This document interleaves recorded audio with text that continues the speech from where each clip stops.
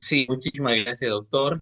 Muy buenas noches con cada uno de ustedes. Han dado cita hoy día sábado a esta sesión de clase. En primer lugar, extiendo mi saludo a todos ustedes y felicitación también de que hoy sábado 21 del mes de marzo ustedes estén capacitándose, ¿no? El tema que nos convoca el día de hoy es un tema bastante interesante porque vamos a hablar sobre un derecho que es el derecho a la doble instancia. Por ejemplo, cuando tenemos que apelar una decisión primigenia, nosotros podemos recurrir a una segunda instancia. Y para ello precisamente se habla en el libro cuarto del Código Procesal Penal, lo que viene a ser técnicamente la impugnación. De las diferentes decisiones que se pueden optar, estas decisiones se pueden impugnar, ¿no? Por ejemplo, la más clásica de todas es cuando llegamos al estadio de la etapa estelar del proceso que viene a ser el juicio oral, se emite una sentencia de naturaleza condenatoria. Por ejemplo, ¿no? Se condena a propósito de que lógicamente nosotros sabemos que hay que condenar cuando se tenga la certeza de la comisión del hecho criminal o el hecho delictivo. Cuando se llega a un estándar de certeza, hablamos de un estándar de seguridad y cuando eso se tiene en cuenta, entonces se va a sentenciar. Se sentencia cuando se llega al estándar de certeza y seguridad. Y cuando existe una duda que por supuesto que sí, por su propia naturaleza tendría que ser una duda razonable, ingresa pues el tema del indubio pro reo. Es decir, que la duda favorece al reo. La duda favorece al reo, que en realidad debería ser procesado, ¿no? Porque reo técnicamente hablamos cuando la persona ya está en la cárcel, cuando dicha persona ya está pugnando algún tipo de sentencia, digamos, condenatoria. Entonces, recién ahí establecemos su responsabilidad, pero acá está siendo todavía sometido a un proceso de investigación. Entonces, sobre esta persona todavía va recayendo lo que viene a ser la presunción de inocencia. Pero cuando, por ejemplo, ¿no? Cometió un hecho delictivo, un hecho criminal, entonces el juez llega al estándar de certeza, que es el estándar de seguridad, entonces emite la sentencia condenatoria. Se condena a fulanito tal, a Pepito, por ejemplo, a 25 años de pena privativa de libertad, es decir, a la cárcel. Y el abogado de Pepito dice, no, yo voy a plantear un recurso de apelación, porque yo no estoy de acuerdo con la sentencia que le han dado a Pepito. Me parece una exageración que sean 25 años de pena privativa de libertad. Entonces plantea, naturalmente, como viene a ser su recurso de apelación.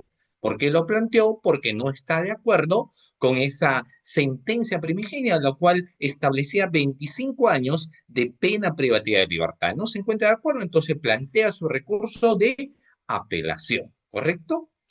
Lo mismo podría suceder en el caso concreto también del Ministerio Público. Si a una persona que le imputaban tal vez una presunta comisión, se me ocurre, el delito de colusión. Ustedes saben que para la configuración del delito de colusión tiene que existir un pacto, un acuerdo subrepticio y naturalmente si va a existir una condena por el delito de colusión, tendría que existir responsabilidad penal de quienes vienen a ser los intraneos y de quienes vienen a ser, por ejemplo, en este caso, doctores, los extraneos, ¿no?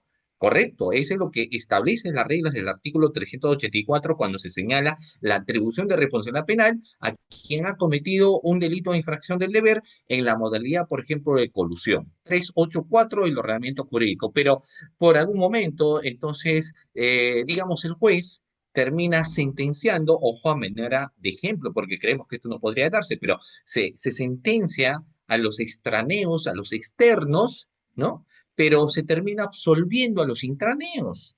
Es decir, el funcionario termina siendo absuelto de alguna responsabilidad penal, entonces uno va a plantear un recurso también de apelación, pero porque la sentencia que se ha emitido termina absolviendo responsabilidad penal a quienes consideramos sin lugar a dudas que tienen un marco de reproche penal por las conductas que han realizado. Entonces, tenemos ese recurso y precisamente esos recursos no solamente, si bien es cierto, lo que yo le establezco es en el caso concreto de lo que viene a ser una sentencia de características condenatoria o absolutoria, también uno puede plantear sus recursos cuando se trata, por ejemplo, de una prisión preventiva, ¿no? Ya en ese estadio de investigación preparatoria o incluso en la etapa intermedia, cuando han emitido un auto, digamos, enjuiciamiento, y el abogado defensor dice: yo no entiendo por qué han emitido un auto de enjuiciamiento. Entonces se puede plantear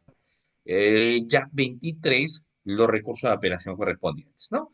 Entonces, en esta noche, doctores, vamos a hablar sobre los recursos. Muy buenas noches a quienes se están conectando a esta sesión de clase. Bienvenidos, doctores, a la sesión de clase del día de hoy. Pero bueno, vamos directo a establecer lo que vienen a ser los recursos impugnatorios en el marco del proceso penal. Hablar de los recursos como tal es establecer lo que señala la sección primera respecto a lo que son los preceptos generales, ¿ya?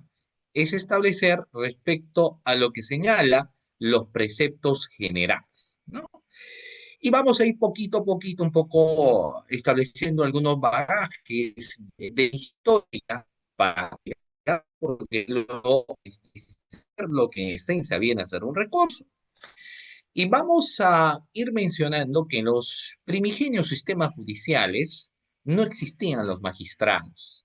El rey era quien administraba justicia, ¿no? Entonces, obviamente, con todo el respeto del rey que administraba justicia, el rey poco o nada, sobre todo este último punto, no sabía absolutamente nada de normas, nada de leyes, pero era el rey quien iba a administrar lo que tenía grado ponderante de poder hacerlo, ¿no? Entonces, a mi justicia, en razón, elegí la y la autoridad que tenía.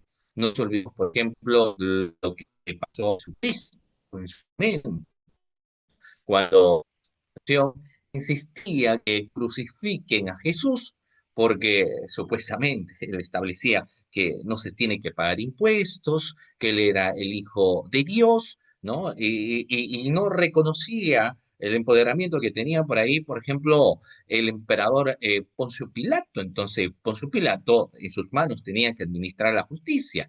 Y el primer castigo que Poncio Pilato había establecido era naturalmente como condena a Jesús el hecho de que lo azoten por la falta que él había cometido. Y eso era el primer veredicto que había dado Poncio Pilato, ¿no? Hacia Jesús. Pero como ustedes recuerdan, la población no estaba conforme con ese resultado de Poncio Pilato porque quería algo más. No, por eso es que sí, la voz del pueblo es la voz de Dios. Es un tanto descabellado, sobre todo en esas cuestiones de esencias religiosas primigenias que se tienen. Por eso es que el juez, que emulaba en este caso Poncio Pilato, no dijo: bueno, lo que dice la población, y por un lado puso a Barrabás, al más sanguinario delincuente, y por el otro lado a Jesús. Entendamos que en el raciocinio de la población se iba a elegir naturalmente a Jesús por encima de un sanguinario delincuente como era Barrabás, ¿no? Se entiende que la preferencia se iba a inclinar por ahí, pero esto no sucedió porque ustedes saben que en el bagaje de la historia lo que se prefirió es, en este caso, a Barrabás, que al más sanguinario delincuente existente en la historia. Entonces quedaba libre y la sentencia total recaía en este caso en Jesucristo, ¿no? Entonces, fíjense que el emperador y los emperadores romanos, como en el caso de hace un tiempo atrás Marco Aurelio, eran los que finalmente administraban justicia, ¿no? En ese sentido, pues, de manera que todo reclamo contra su persona durante el acto del juicio era considerado una afrenta personal a él. O sea, no se podía apelar, porque si el rey ya había dictaminado una sentencia, si bajo los designios y pensamientos del rey ya existía un veredicto, no podías incluso apelar. Porque ¿cómo podías apelar a quien había decidido algo? Era irte contra el rey. Y obviamente el rey decía: en todo caso, la decisión que yo tengo no está terminando siendo del todo clara. ¿no? Entonces no podías porque era una ofensa ante él, ¿no? Lo que tradució en una pena incluso mucho más grave para el procesado, o incluso la condena a aquel que reclamaba los excesos de proporción del proceso. O sea, técnicamente no se podía reclamar ante el rey, no había una segunda instancia de como un rey de segunda instancia, porque él era único. Entonces, naturalmente, doctores, vamos a ver, no existía una doble instancia, no existía técnicamente el derecho a la doble instancia. Y ese bagaje histórico que les comento también se replica en la época del feudalismo, ¿no? Momento histórico en que los señores feudales eran quienes administraban justicia en sus feudos sobre sus vasallos y finalmente luego en la reforma judicial, en la Edad Media, con la firma de la Carta Magna por parte del rey Juan Sin Tierra, se introdujo por primera vez garantías procesales judiciales. Y esto es importante en un bagaje naturalmente histórico, ¿ya? En un bagaje netamente histórico, porque cuando alguien dice, claro, el emperador era finalmente quien decidía qué hacer, posteriormente esas decisiones empezaron a cambiar y es en razón de que por primera vez con la carta Magna por parte del sin tierra, es el rey Juan sin tierra, se introdujo por primera vez las garantías en los procesos judiciales, por primera vez en la historia, ¿ya? Garantía de los procesos judiciales, ¿correcto? Y eso también me recuerda un poco lo que se hablaba, haciendo un pequeño paréntesis en las cuestiones pues, de la litigación oral, porque ustedes saben que estos aspectos relacionados a que son propias, naturalmente, de este sistema procesal penal del año 2004, han ido teniendo también a la faz de la evolución ciertos cambios.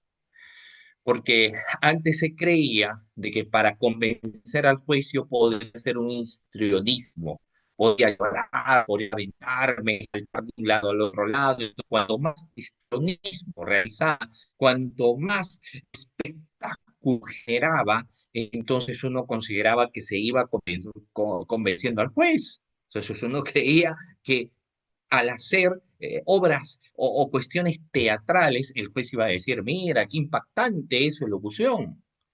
Mira, al momento de disertar empieza a llorar, ¿no? Entonces, más impactante viene a ser lo que dice porque está llorando y se entiende que quien llora no dice mentiras, ¿no? Entonces, porque claro, no eran los que resolvían la situación problemática, lógicamente, un hombre de derecho, ¿no? Entonces, no se utilizaba, por ejemplo, para aquellos entonces una adecuada técnica de litigación oral, porque uno utilizaba más bien estrategias comunicativas que lo consideraban incluso también de alto impacto, pero que estaban netamente sometidas a realizar golpes en la mesa, cosas, gritar al momento de hablar, llorar y demás cuestiones porque es mismo puro.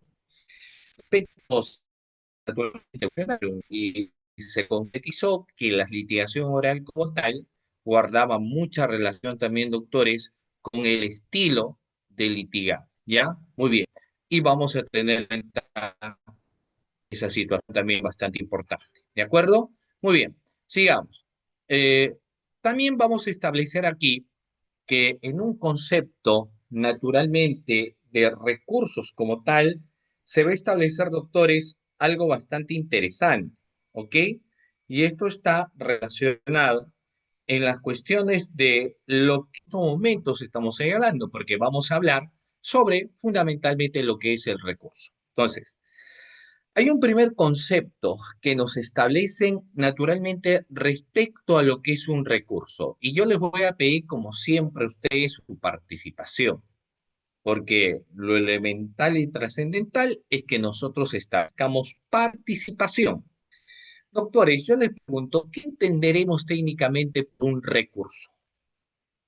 ¿Qué vendrá a ser, estimados participantes, un recurso? ¿Ya? Cuando empezamos hablando del recurso, ahora yo le pregunto a usted, son cerca de 100 participantes que están aquí en la sesión de clase. Entonces, ¿qué viene a ser, doctores, un recurso? Un recurso, para empezar, es un medio impugnativo, doctores. No nos olvidemos, por favor. El recurso es un medio impugnativo por el cual la parte que se considera agraviada por una resolución judicial que ésta puede estimar injusta o ilegal. ¿De acuerdo? Uno puede recurrir a una segunda instancia en base también a la existencia de un principio muy importante que viene a ser el principio de doble instancia. Por eso es que ese bagaje histórico inicial que yo les establecía tiene naturalmente, doctores, una mutación, ¿no? Yo les hablaba del contexto de variabilidad, el contexto de cambio, el contexto de mutación. ¿Saben ustedes por qué, doctores, ese contexto de cambio o ese contexto de mutación? Porque naturalmente, cuando hablábamos de esas cuestiones de los emperadores y demás, el rey era el que decidía sobre el marco del proceso y sobre la decisión del rey. Ya no podíamos recurrir a ninguna otra entidad, no podíamos recurrir a ningún otro órgano, porque era el rey que decidía y prácticamente su decisión era inapelable, ¿no? Y era considerado como un contexto de una ofensa. Ya hemos dicho que con ese caso el rey Juan Sin Tierra se empiezan a establecer ciertas garantías constitucionales y esas garantías constitucionales aterrizan, por supuesto que sí, a lo que viene a ser la doble instancia. Es decir, que una primera decisión por parte del justiciable se puede apelar.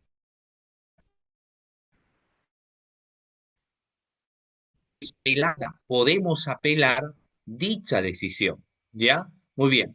Entonces, esto viene a ser un bagaje importante. Por eso, naturalmente, doctores, que el recurso es un medio impugnatorio, ¿ya? Por el cual la parte que se considera agraviada y ese agravio, ¿no? Va más allá del concepto de una ofensa, porque cuando uno apela, uno puede apelar porque considera que tal vez, por ejemplo, a nivel de lo que es el juicio oral, no se ha realizado una adecuada valoración propia. No existe una adecuada valoración de la prueba. A nivel del juicio oral hay que realizar valoración probatoria de las declaraciones testimoniales que se está presentando, de las documentales que se presenta, del debate pericial que se ha podido desarrollar, de todo eso que se ve en el juicio oral, hay que realizar actividad probatoria. Hay que realizar, doctores, actividad probatoria como tal. Es una regla muy importante el desarrollo de la actividad probatoria.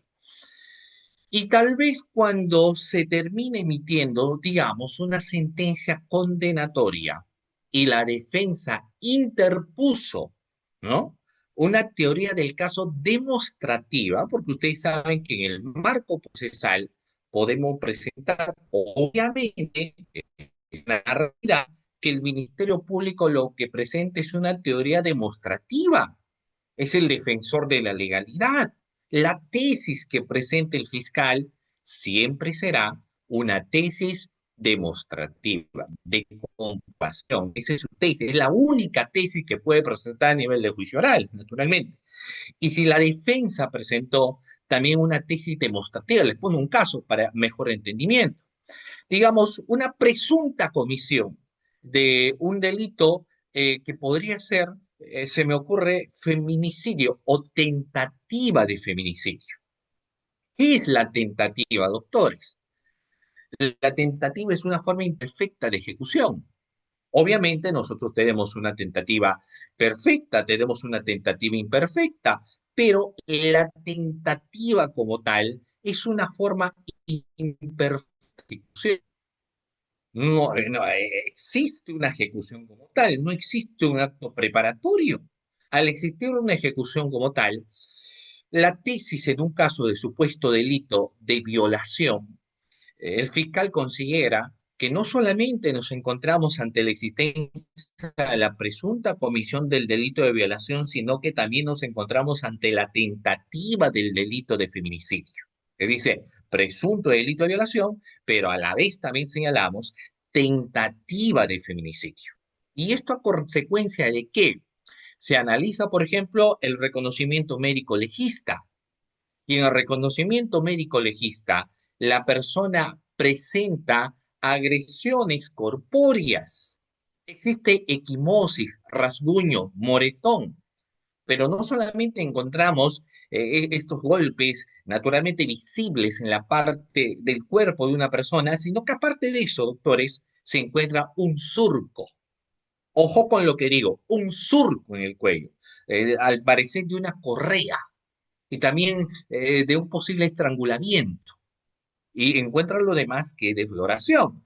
Entonces, cuando establecemos, por ejemplo, ese aspecto que yo les hago mención, la pregunta sería, ¿nos encontramos ante la configuración del delito de violación con la posible consecuencia de que podríamos establecer también, doctores, tentativa, ¿no? De feminicidio por el hecho de ser mujer, para que seamos mucho más concretos en esa situación? Si la víctima, y yo les voy a preguntar a ustedes, ¿no? A propósito de estas cuestiones de recursos, en cuestiones casuísticas, si la víctima presenta agresiones corpóreas, presenta, reitero nuevamente, agresiones corpóreas, y aparte de eso encontramos, como les sostengo, defloración, la pregunta sería, ¿será violación? ¿Será de todas maneras violación? ¿O podríamos encontrar alguna circunstancia en las que, a pesar que encontramos agresiones corpóreas, a pesar que encontremos surcos en el cuello, no sea violación? ¿Qué opinan? ¿Podría ser violación o no podría ser violación? ¿Ah? ¿Encontraríamos violación?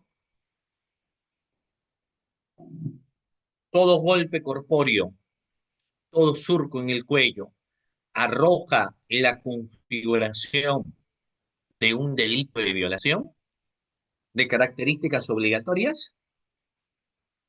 Y vamos a responder de la siguiente manera. Por supuesto que no. ¿Y por qué por supuesto que no? Doctores, ¿ustedes han escuchado hablar de las personas masoquistas? ¿De los sadomasoquistas? ¿Quién es una persona masoquista? Muy bien. ¿Quién es, doctores? ¿Quién es, doctores, un masoquista? A ver, un masoquista es una persona que disfruta el dolor, que le encanta el dolor, que le encanta, por ejemplo, el flagelo, la agresión, en aquellas versos o estrofas que a veces se sostiene como el famoso amor serrano, ¿no? Más me pegas, más te quiero. Entonces, naturalmente, existen grandes posibilidades de que una persona que sufra esos flagelos de la agresión, del golpe y demás que podría haber recibido, muy bien, eh, y acá, no porque tendría que hacerse una prueba de cámara Gesell claro, es que vamos a ver, mira, yo les quiero contar un caso a propósito del recurso, qué es lo que había sucedido, de que hubo un acontecimiento donde había una señorita a propósito de la cuestión de las valoraciones importantes de los recursos. Mira, rapidito, en primera instancia, bueno, el hecho son los siguientes. Una señorita era masoquista, le gustaba el dolor, tenía su pareja, que era su enamorado, mantenían naturalmente y frecuentemente relaciones sexuales, y lo que sucede es que en una ocasión, después de haber mantenido relaciones sexuales, la señorita se da cuenta porque ingresa al celular del joven que para ese momento había dejado desbloqueado el celular, así que ingresa su mensaje de texto y se da cuenta que le estaba siendo infiel, que le estaba engañando con otra persona. Entonces, naturalmente, podría haberle encarado, pero la señorita, muy inteligente y astuta a la vez, no hace lo que tal vez el común denominador de las personas haría, que es encarar. Así que lo que hace es irse inmediatamente a la dependencia policial y ahí denuncia violación, pasa el reconocimiento médico legista. Aparte de eso, hay una evaluación psicológica inmediata y arroja lógicamente como resultado un acontecimiento traumático, pero que no era técnicamente por el tema de la violación, sino porque había descubierto que le era infiel. Y naturalmente tenía golpes en las partes del cuerpo porque era una persona que disfrutaba el dolor y había un surco en el cuello que naturalmente también le pedía la supuesta víctima. El tema es que estos hechos llegan en una primera instancia, ¿no? Se lleva a juicio oral y la tesis que plantea el Ministerio Público es una tesis a través de la cual no solamente señala responsabilidad penal por el delito de violación, sino aparte de eso, como se encuentran surcos en el cuello, lo que también establece es la otra figura, ¿no? En base a lo que establece el artículo 108b del ordenamiento jurídico, como viene a ser tentativa de violación. Tentativa de violación. Entonces, se condena en primera instancia. Y también el supuesto agresor no declara absolutamente nada, porque era consciente de que había sido infiel, no se revisaron los mensajes de texto, y en primera instancia se sentencia, ¿no? Al joven por el delito de violación y, aparte de eso, tentativa de feminicidio. La parte que ingresa recién el abogado, cuando ya lo sentencia para segunda instancia, evalúa naturalmente la teoría del caso de la defensa anterior y se da cuenta de la existencia de algunos elementos que no se habían valorado adecuadamente porque tampoco se habían presentado, como eran los mensajes de texto. Y en los mensajes de texto, ustedes saben que un delito de violación, ¿no? Sobre todo la cuestión de delito contra la libertad sexual, para la configuración del tipo penal, no tiene que existir, doctor, consentimiento. Existe acoso si no hay consentimiento, existe violación si no hay consentimiento, ¿correcto? Pero cuando existe el consentimiento, que naturalmente puede ser expreso o tácito, no existirá un delito contra la libertad sexual. Y eso es lo que en primera instancia no se había desarrollado una adecuada valoración, porque no se había presentado. Así que esa sentencia condenatoria se planteó a través de un es un recurso de apelación. Naturalmente, en segunda instancia se hizo la valoración, pero aparte de eso, la abogada que asumía ahora el caso también señalaba que resultaba siendo necesario la realización de una pericia psicológica, porque dicha persona era masoquista, entonces se tenía que determinar, porque una persona que no es masoquista no le va a gustar porque lo golpeen, que lo flagelen, que lo torturen. ¿No? Todo lo contrario, esto va a afectar seguramente a todas luces la dignidad que alguien podría tener como persona, pero no sucede lo mismo cuando se trata de un masoquista. El masoquista sí disfruta del dolor, siente placer por el dolor. Entonces, la abogada que asume el caso considera que es necesario hacer una apelación para que naturalmente se desarrolle una valoración como corresponda. Y ahí, en dicha valoración, lógicamente se termina absolviendo, ¿no? En segunda instancia, porque no encontramos, sin lugar a dudas, reproche de falta de consentimiento, porque más bien el consentimiento sí venía siendo expreso, ¿ya? Bueno, entonces por eso nos dice, ¿no? Este recurso en realidad, solo como resumen, nos planteamos ante una resolución que podemos estimar injusta, ¿no? Porque no se hizo una valoración adecuada, pero también podemos decir un poco, si bien es cierto este concepto no dice ilegal, va en el contexto más del análisis del principio de legalidad. Y el principio de legalidad, lógicamente, en el marco, digamos, de una imputación hacia una persona, se tendría que analizar a través de la existencia de los elementos del tipo penal.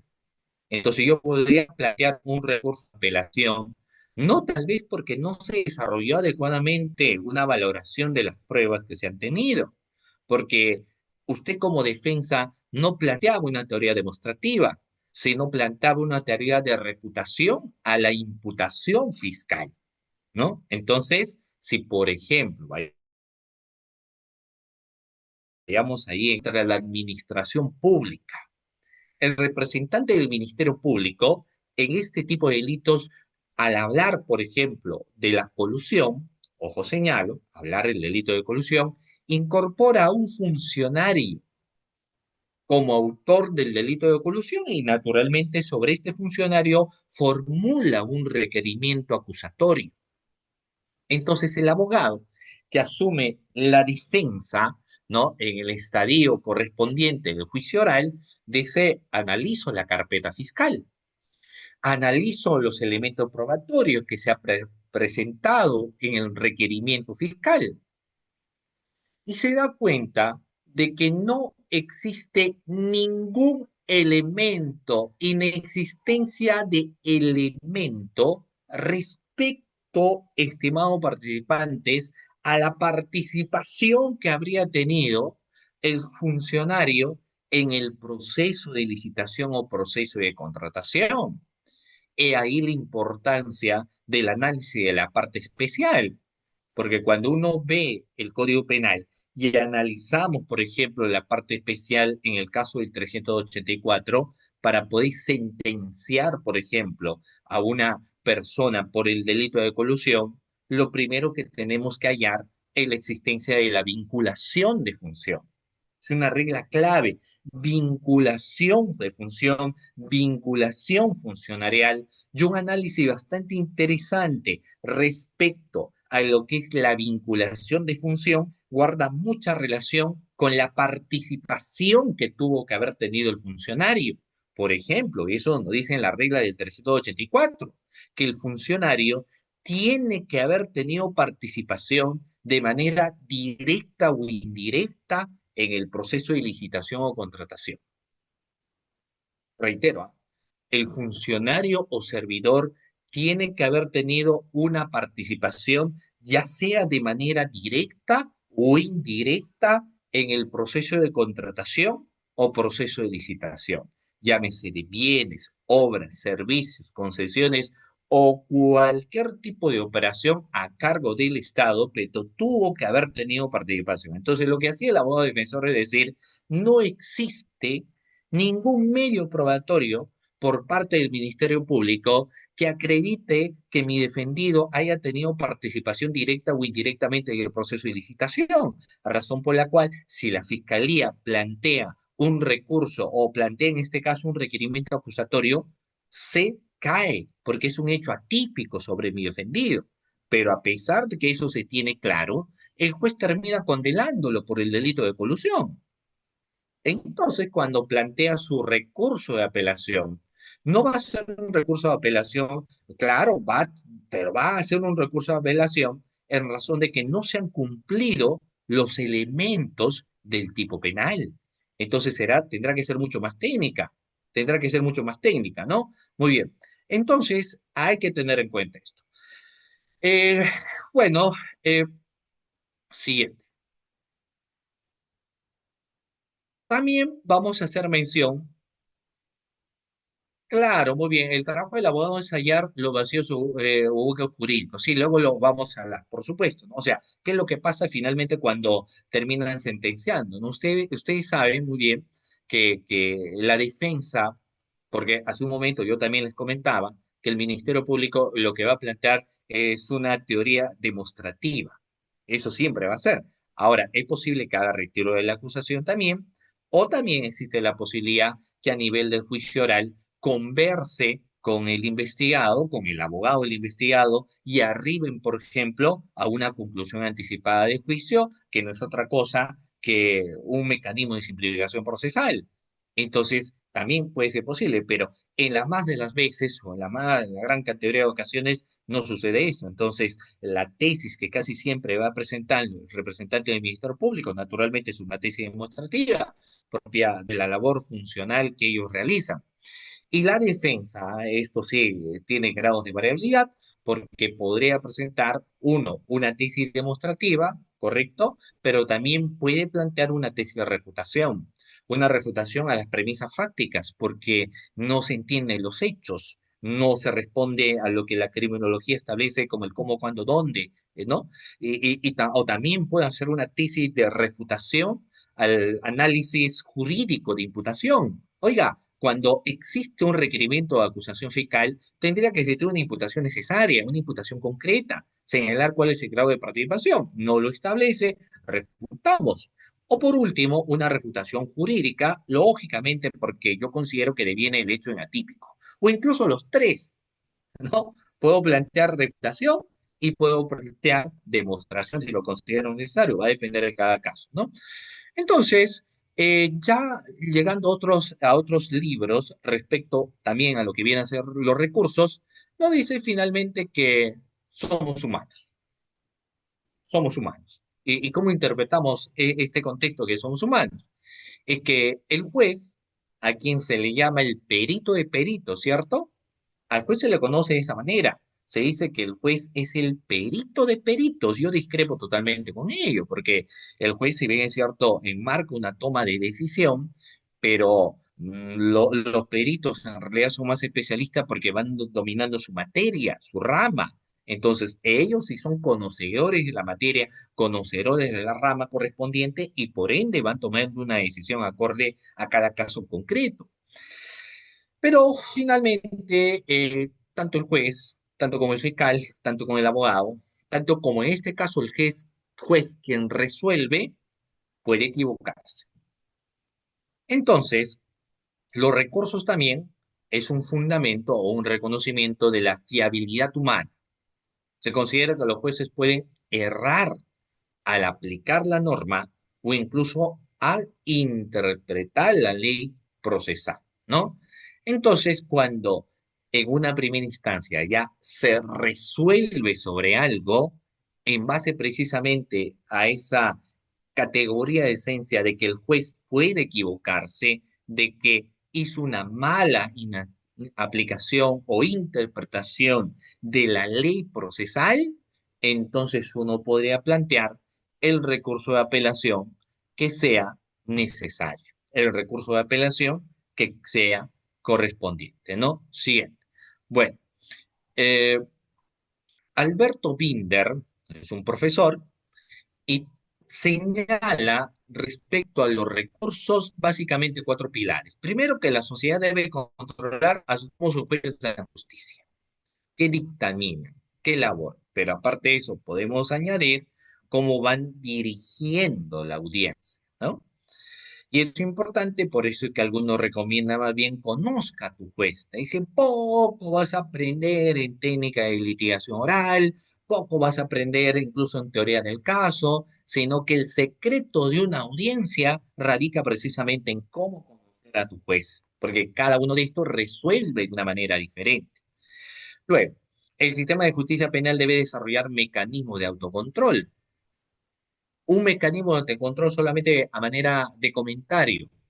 Por ejemplo, con esta reforma que se dio en el año 2004, cuando uno veía casos con el Código de Procedimientos Penales de 1940, no existía naturalmente una etapa intermedia. Esa etapa intermedia es propia del Código del año 2004. Y si ustedes muy bien lo recuerdan naturalmente, y hasta ahora lo podemos ver, es que esa etapa intermedia, ¿para qué nace, doctor, esa etapa intermedia?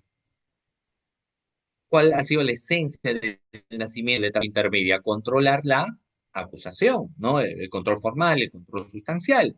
Hay un control para que naturalmente dicha acusación tendría que llegar al estándar del juicio oral implacable para que se desarrolle una actividad probatoria que debe corresponder.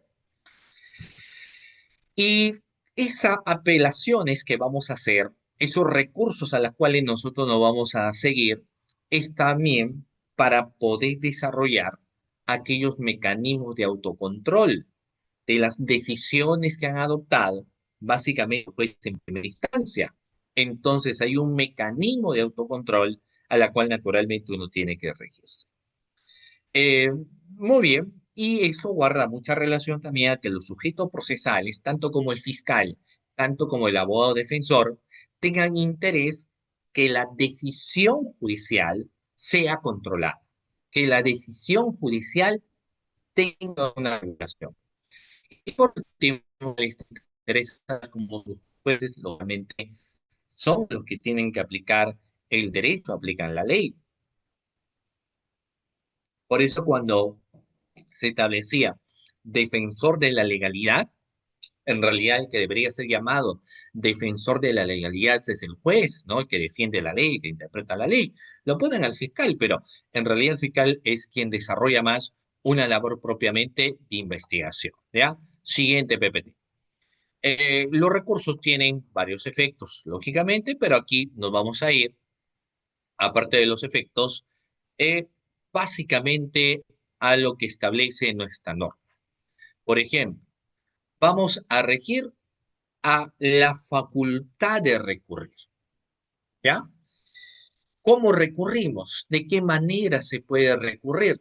El artículo 404 del Código Procesal Penal nos establece la facultad de recurrir. Y nos dice textualmente, doctores, lo siguientes. Para empezar, las resoluciones de los jueces, resoluciones judiciales, son impugnables, naturalmente por los medios y en los casos expresamente establecidos. También en el momento procesal oportuno, ¿no? Y los recursos impugnatorios se interponen ante el juez que emitió la resolución recurrida. Voy a un poco retrotraer este punto a la fase inicial del proceso, que es la investigación preparatoria, ¿no? Investigación preparatoria, ¿ok? Pero, pero esa investigación preparatoria, que muy bien nosotros seguramente lo hemos estudiado, lo hemos visto, lo hemos analizado y canalizado y demás, a la vez tiene pues una subetapa muy interesante, ¿no? Esto simplemente es solo para una pregunta, para su interacción de ustedes. Pero de la investigación preparatoria, ¿cuál es la subetapa? Pues son las DILI. La subetapa, doctores, de la investigación preparatoria vienen a ser las famosas diligencias, las famosas diligencias preliminares. Por supuesto que sí, claro, las famosas diligencias preliminares, las que realmente a través de las diligencias preliminares como tal se realizan los actos urgentes y inaplazables. Pregunta, miren, al término de esas diligencias preliminares, porque como diría la canción, nada dura para siempre, todo tiene su final, las diligencias preliminares también tienen su final. No existe una perpetuidad a nivel de investigación. Concluye el plazo de las diligencias preliminares y el fiscal o decide archivar la investigación. El fiscal emite una disposición a través de la cual, doctores, se archiva la investigación. El archivo como tal, la decisión de archivar del fiscal, se tiene que correr traslado a los sujetos procesales, ¿cierto? Hay que correr traslado del archivo a los sujetos procesales. E incluso el denunciante, naturalmente, como en el caso de los delitos contra la administración pública. El fiscal en primera instancia decidió archivar y a los sujetos procesales a quienes se les notificó, pueden ellos recurrir a lo que es el recurso de elevación de actuados, lo que todavía algunos lo van conociendo como el recurso de queja, pero doctores es el recurso de elevación de actuados, que no es también una regla de naturaleza obligatoria, sino que uno finalmente sí puede recurrir cuando considera que el archivo no es satisfecho como parte naturalmente del proceso. Entonces usted dice, planteo un recurso de elevación de actuados. Ahí ingresa la interrogante. ¿Ante quién se plantea el recurso de elevación de actuados, estimado doctor? ¿Ante quién se plantea el recurso de elevación de actuados? ¿Ante el mismo fiscal que dio el archivo de la investigación o se plantea ante el fiscal superior? Porque, oiga, el fiscal superior es el que va a resolver, el fiscal superior es el que va a tomar una decisión, ¿correcto? ¿Cierto? Entonces, ¿ante quién tendríamos que presentar?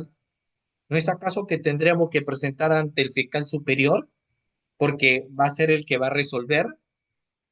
¿Ante quién lo planteamos, doctores? ¿Ante el fiscal superior?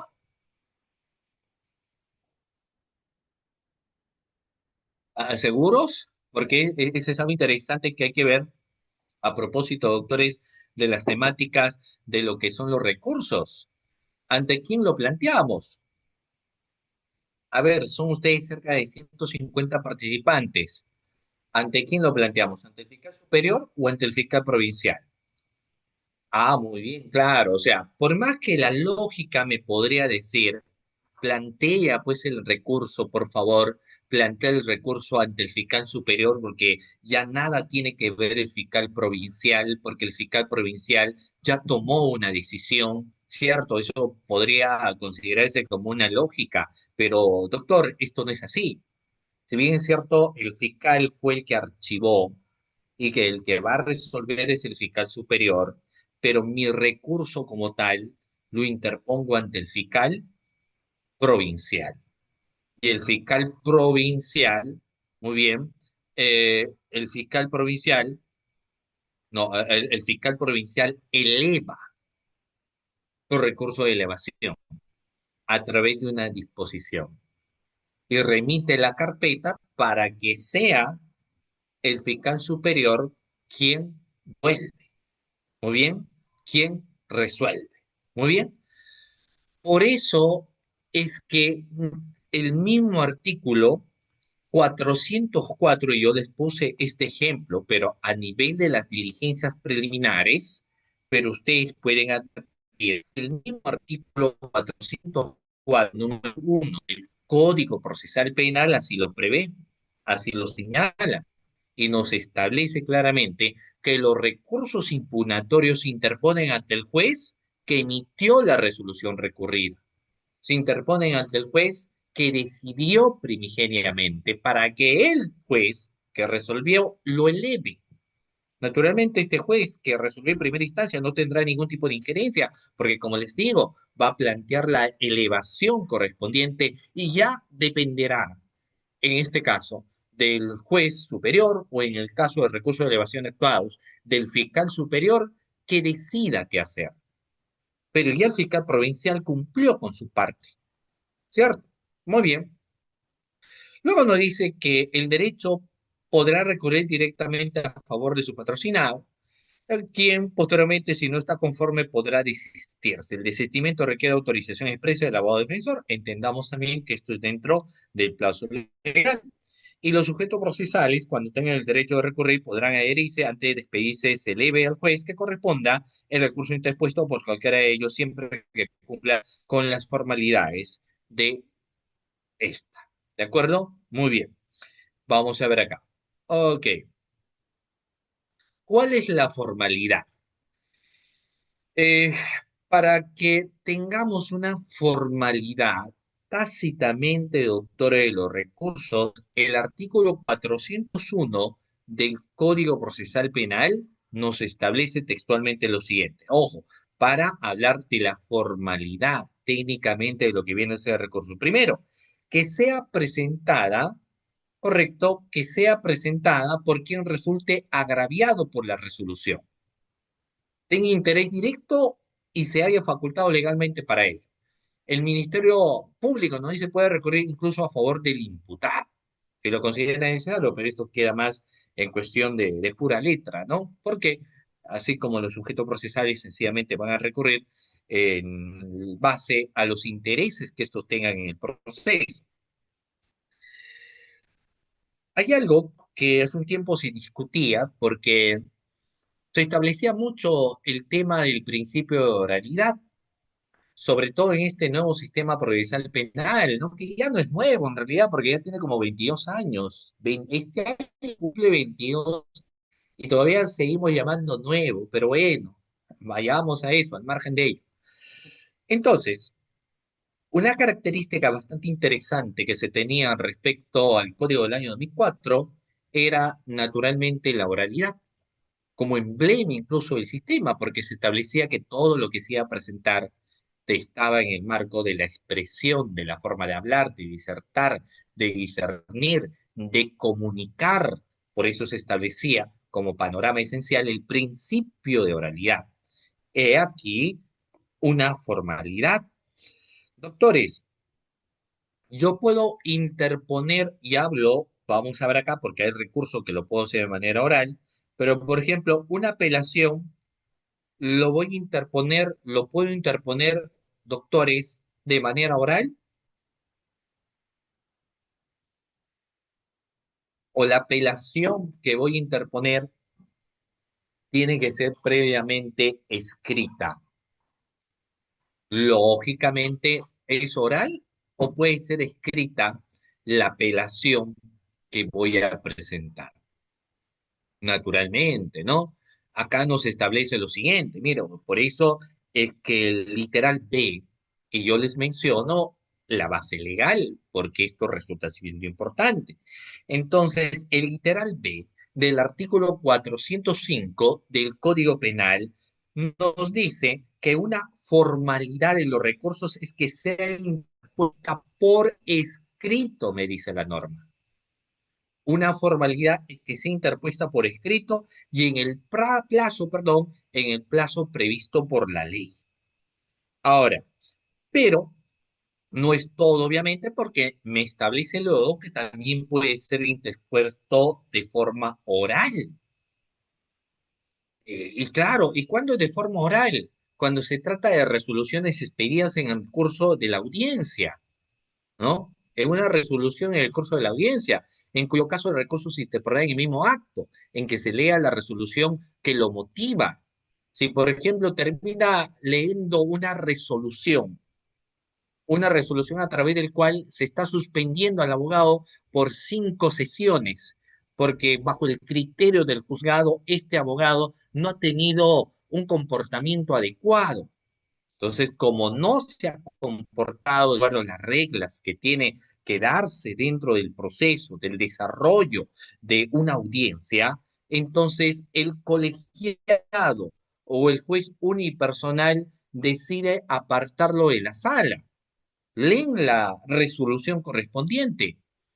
Entonces, si el abogado considera naturalmente que ha afectado, que no está siendo motivado adecuadamente, hay una motivación aparente, una falta de motivación, pero a pesar de ello se estableció la resolución correspondiente, entonces uno puede apelar y dicha apelación lo van a hacer de manera oral, ¿correcto?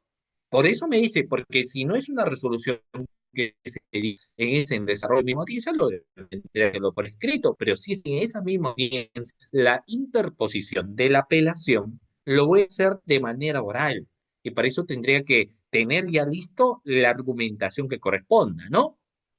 Luego de esto, doctor, es que se precisen las partes y puntos de la decisión a los que se refiere la impugnación y se expresen los fundamentos con indicación específica de los fundamentos del derecho que lo apoye. No, el curso deberá concluir formulando una pretensión concreta. ¿Qué es lo que se busca? En el caso anterior que les mencionaba, se han aportado el abogado de la audiencia, entonces lo que yo planteo es el recurso correspondiente para que me incluya nuevamente al proceso. No se trató de una falta de respeto a algún magistrado ni nada que se parezca. Entonces, por ende, planteo el recurso correspondiente para que yo esté nuevamente en el proceso, para que actúe nuevamente en el proceso y lo has presentado de manera oral en ese mismo instante. Y si igual hay una decisión primigenia que podría haberse dado, de una sentencia condenatoria o de una prisión preventiva. Usted dice, mire, el representante del Ministerio Público ha requerido mandato de prisión preventiva.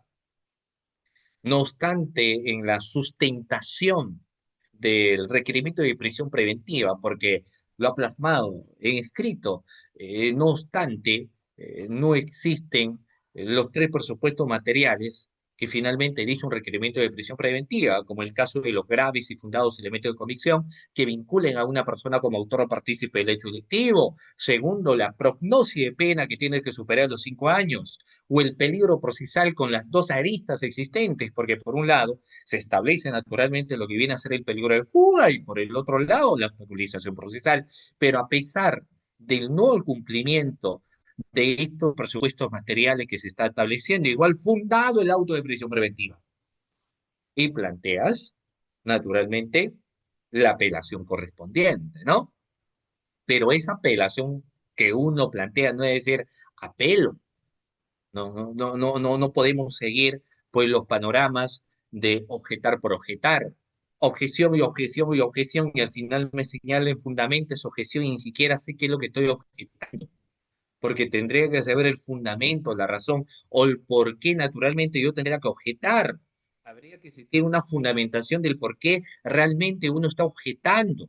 y que no sea esto de ninguna manera una objeción por objeción, sino que tendría que ser un fundamento, una razón, el por qué objetamos, ¿no? Entonces, naturalmente, cuando uno va a plantear un recurso, hay que expresar los fundamentos del hecho y hay que expresar los fundamentos del derecho que van a apoyar nuestra, nuestros recursos, ¿no? Y al final, ¿qué buscamos? Y consideramos, por supuesto que sí, que uno lo que busque es que se revoque, exista revoca, que se revoque naturalmente la decisión primigenia que se ha tenido, que se revoque la decisión primigenia que se ha señalado. Siguiente. Eh, bueno, hay un plazo, naturalmente, y aquí vemos, ¿no? Los recursos interpuestos oralmente contra las resoluciones expedidas en audiencia se formalizan por escrito, ¿ya? Eh, y dentro del plazo, naturalmente, de los 5 días, salvo que la disposición legal establezca algo diferente. El juez que emitió la resolución impugnada se pronuncia sobre la admisión del recurso nada más. O sea, ya el juez técnicamente no va a resolver sobre el contenido porque el juez ya decidió en una primera instancia, ¿cierto? El unipersonal o el colegiado ya decidió. Entonces ya sobre él no recae el análisis de fondo, corresponde al superior, pero sí será naturalmente el juez quien sí te puede decir naturalmente que no es admisible tu recurso. Y por ejemplo, un aspecto básico del por qué el juez puede decir, en este caso, inadmisible. Porque si te dice improcedente, tú podrías cumplir un recurso requisito de procedibilidad. Entonces te dice improcedente, ¿no? Entonces no procede, improcedente. Pero cuando te dice inadmisible, ya es un tema de fondo y que incluso ya no lo puedes apelar. En el caso concreto de los recursos, va a estar ceñido concretamente en el momento procesal o plazo oportuno de presentación. La ley me establece, naturalmente, doctores, una serie de plazos que yo necesito para plantear los recursos correspondientes, ¿no? Ante los autos, ante los decretos, ante las sentencias y demás, encontramos nosotros técnicamente, doctores, un plazo. Si nosotros no cumplimos ese plazo, entonces será inadmisible. Por ejemplo, vamos a ver si nos recordamos, ¿ya? Esto guarda mucha connotación, doctores, con lo que establece el artículo 414 respecto, naturalmente, a los plazos. ¿A los plazos de qué? A los plazos de los recursos. Entonces, vamos por ello. Mire, estoy haciendo mención a los plazos para la interposición de los recursos, ¿no? Salvo la disposición legal que puede ser distinta, pero ¿qué nos señala? Para el recurso de casación, doctores, y esto va como pregunta, para el recurso de casación, ¿cuántos días tenemos? Para la interposición del recurso, para casación, ¿cuántos días? Reitero, para la interposición de un recurso de casación, ¿cuántos días tiene el abogado para la interposición? Valga la redundancia de este recurso. ¿Cuántos? Para el recurso de casación tiene el plazo de 10 días, ¿no? El 10 días para un recurso de casación. Para la apelación de sentencias, ¿cuánto tiempo se tiene? No son 10. Para el caso de los recursos de apelación contra sentencias, se tiene 5 días. Doctor, se tiene 5 días. Para el caso del recurso de casación, 10 días. Para el recurso de apelación contra sentencias, se tiene 5 días. Para los recursos de apelación contra autos interlocutorios, el recurso de queja y apelación contra sentencias emitidas, conforme a lo que establece el artículo 488, se tiene 3 días. Y para el recurso de reposición, se tiene, pues, doctores, 2 días, ¿no? El plazo se computará siempre desde el día siguiente de notificada la resolución que pueda corresponder. Entonces, ingresa mucho el plazo procesal oportuno también. ¿Puede existir desistimiento de los recursos? Por supuesto que sí. El artículo 406 del Código Procesal Penal me hace mención de la figura del desistimiento. Y me dice textualmente y concretamente, doctor, lo siguiente: quienes hayan interpuesto el recurso pueden desistirse antes de pedirse resolución sobre el grado, expresando sus fundamentos, ¿no? O sea, antes finalmente que puedan elevarlo al superior, a la sala, entonces uno presenta un escrito y dice, me desisto en realidad, me desisto de lo que estoy presentando porque lo hemos analizado bien y consideramos que está muy bien sentenciado.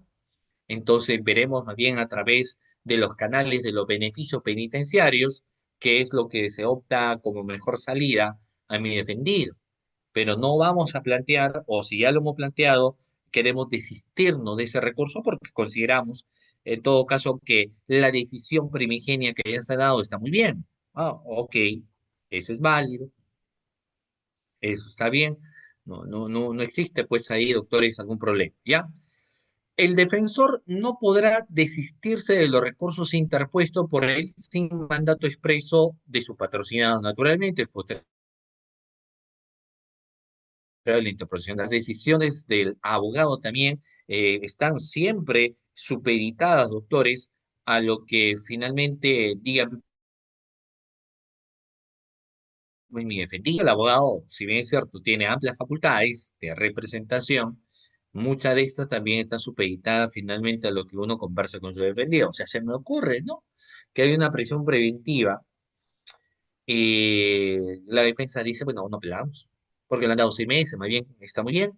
Queremos que en base a eso se vaya advirtiendo más bien una especie de conducta procesal adecuada, naturalmente, que estamos acatando, por lo menos hasta este estadio, como debe ser en todo el proceso, pero acá, naturalmente, la decisión del justiciable. Entonces, no vamos a plantear ningún tipo de recurso que esté en contra de ellos. O sea, finalmente es una posibilidad. ¿Ya? Y el desistimiento no perjudicará a los demás recurrentes o adherentes, pero cargarán con las costas. Me dice. Bueno, sigamos. Bueno, el imputado y el Ministerio Público pueden impugnar varias cosas. Primero, se puede impugnar no solamente el objeto penal, también el objeto civil de la resolución. Es decir, estoy conforme con la condena que le han dictaminado a mi defendido. Muy bien, vamos a ver. Y es algo que yo les estoy técnicamente señalando, ¿no? Y que, como les establezco, viene a ser algo bastante interesante. ¿Por qué? ¿Quiénes tienen la facultad expresa de poder recurrir? ¿Quiénes recurren? Vamos a ver, vamos a ver.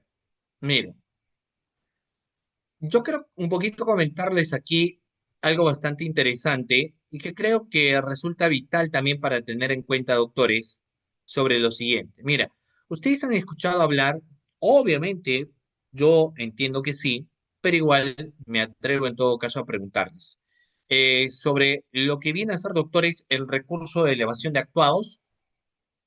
Hemos escuchado hablar, pero quiero comentarles sobre un mecanismo de simplificación procesal como es la conclusión anticipada de juicio. Nos recordamos, ¿cierto?, de este mecanismo de simplificación procesal, como reitero nuevamente, viene a ser la conclusión anticipada de juicio. ¿Qué caracteriza este mecanismo de simplificación procesal? Que viene a ser, doctores, la conclusión anticipada de juicio. ¿Qué es lo que va a pasar, doctores, con esa conclusión anticipada de juicio? Lo siguiente: como todo mecanismo de simplificación procesal, debe existir acuerdo entre las partes. Entre las partes. Si no existe acuerdo entre las partes, entonces no existirá un requerimiento de procedibilidad. No existe procedimiento como tal. Cuando existe acuerdo entre las partes, muy bien, porque eso es lo que finalmente se espera, el acuerdo entre las partes. Entonces, pero está teniendo cierta autonomía también, porque si a nivel del juicio oral, el abogado defensor dice, mira, pero si al final nos vamos hasta toda la actividad probatoria, busco defenderte, busco presentar pruebas que ni siquiera tengo, y luego busco hacer una invitación en el alegato de clausura, te van a sentenciar a 25 años de pena privativa de libertad. Más de 2 décadas, maestro. 25 años de pena privativa de libertad no conviene. Entonces, más arribamos a un mecanismo de simplificación procesal, como viene a ser la conclusión anticipada de juicio. Se conversa naturalmente con el fiscal, se acuerda con algo tan importante como va a venir a ser el tema fundamentalmente entonces que ya no sean 25 años, que sean, por ejemplo, 15, una rebaja de 10 años. Ok, es mejor 15 a nada, ¿no? O sea, 25, 10 años más, por favor, 15 años. Y luego, por el crecimiento penitenciario, vamos a buscar, por ejemplo, algún tipo de beneficio penitenciario, alguna, dentro de esos beneficios penitenciarios, posiblemente también una salidas en las cuales podemos tener, en el caso del permiso de salida, como un beneficio penitenciario, ¿correcto? Entre otros beneficios ya de naturaleza extramuros, como el semicar o la liberación condicional, pero no que no estés 25 años en la cárcel, sino solamente 15. Ya cuando se establece naturalmente ese punto que yo les sostengo, lo que va a ingresar luego es que tal vez yo no esté de acuerdo con el tema de la reparación. No, o sea, la reparación civil es en exceso, ¿no? Esa es una posibilidad. Entonces, sobre la reparación civil sí va a estar la controversia, más no sobre la pena. ¿Y esto qué tiene que ver el tema cuando establecemos los márgenes finalmente de lo que viene a ser el recurso? Porque también en el caso de los recursos me establece que yo puedo impugnar la pretensión por parte del Ministerio Público, la pretensión de los años de libertad, pero a la vez también yo podría en eso, no estar de acuerdo, no tanto con lo que yo he establecido en el marco de la pretensión penal, pero con los recursos, con el tema de la indemnización, con eso no estoy de acuerdo. Entonces, planteo la apelación respecto naturalmente a lo que viene a ser la indemnización, en lo civil, ambos de por los dos, ¿no? El acto civil solo podrá recurrir respecto al objeto civil de la resolución, el actor civil, ¿no?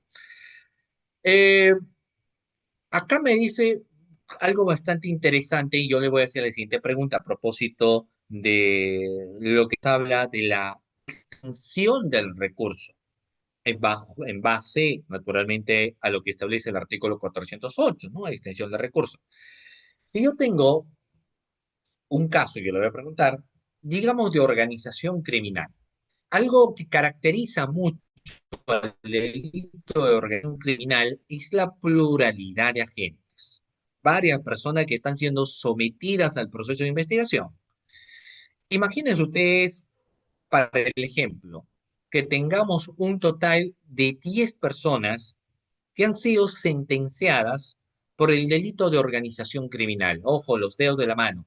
10 personas sentenciadas por el delito de organización criminal y uno de ellos interpone recurso de apelación. De los 10, uno solo interpone, los otros se quedan con los brazos cruzados. La pregunta es, ¿la interposición de recurso de apelación de una sola persona solo le favorece a él o le favorece a los demás? Pregunta, ¿la interposición de dicha apelación le favorece a quien interpuso la apelación solamente, doctores, o les favorece a los demás?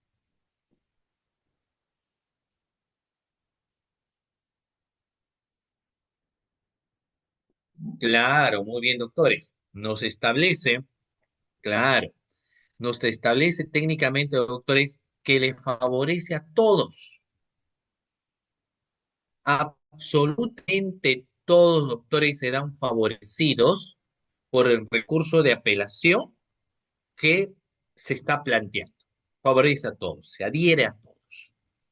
A menos que, claro, porque pero hay que ver cada caso en concreto, porque si fueras individuales, porque ¿qué sucede si yo estoy investigando a varias personas, pero no como parte de una organización criminal, sino a una de ellas, a quien lo señalo, por ejemplo, una banda delictiva como Campana, y los demás sí han tenido participación, y el Campana dice, pero no sé por qué a mí me están incluyendo si en realidad eh, a mí me dicen de pequeño, pero yo no soy el pequeño que están buscando. Entonces su abogado presenta en medio probatorio que ya en el desarrollo del juicio oral lo había presentado en razón, por ejemplo, de otro lugar y lo han sentenciado igual, entonces plantea la apelación por algo que a él lógicamente sí le favorece. Entonces ahí es exclusivo, es personal. Diferente será la apelación, por ejemplo, si se trata de un comité de selección.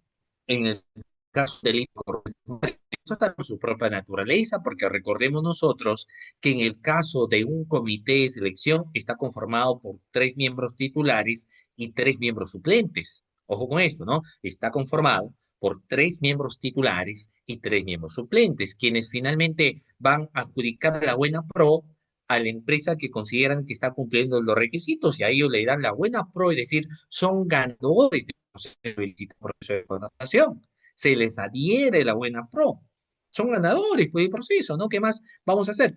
Pero de repente lo terminan sentenciando por un presunto delito de aprovechamiento indebido del cargo. Entonces, uno de los integrantes del comité de selección apela. Este comité de selección que apela, ¿no? Le va a favorecer a los otros tres, ¿no? Eso es lo que nos establece, por eso es que luego hay que tener en cuenta que si bien es cierto, puede favorecer a los otros más, esto tiene que guardar mucha relación también, doctores, en cómo eh, estas decisiones o sentencias no terminan siendo personalísimas. La impugnación presentada por el imputado favorece, lógicamente, al tercero civil, el imputado presentado por el imputado a continuar un motivo de exclusión. Eso de la impugnación por el imputado favorece al tercero civil. Vamos a ver, doctores, ¿quién de ustedes me podría señalar quién es un tercero civilmente responsable? Pregunta, ¿quién me dice, doctores, vamos, es un tercero civilmente responsable?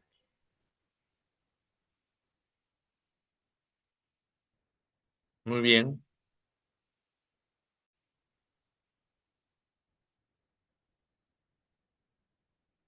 Doctores, ¿quién es un tercero civilmente responsable?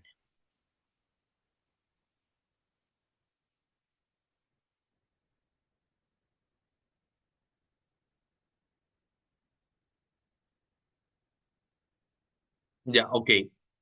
La pregunta va, ¿no? ¿A quién le determinamos? ¿A quién el que participa en el delito responde solidariamente? Ok. ¿Qué más podemos señalar respecto a un tercero civilmente responsable?